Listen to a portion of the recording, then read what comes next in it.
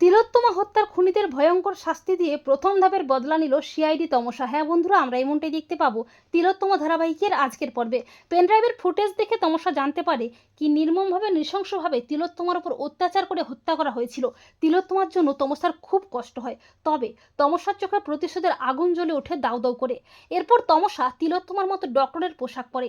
তিলোত্তমার খুনিদের মধ্যে একজন ঝিন্টু দাস তমসাকে তিলোত্তমার মতো সাজে দেখে ভয়ে আঁতকে ওঠে।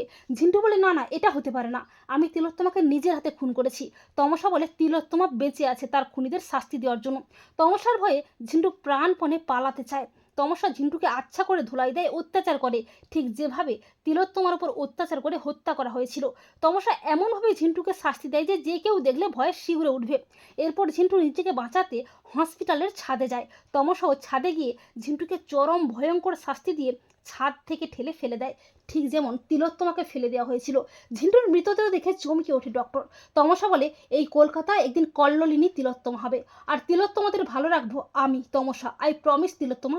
তো বন্ধুরা, তোমরাও এটাই চাও তো যে তমসা যেন তিলোত্তমা হত্যার খুনিদের ভয়ঙ্কর শাস্তি দেয়? কমেন্ট করে এক্ষুনি জানিয়ে দাও তোমাদের মতামতটি।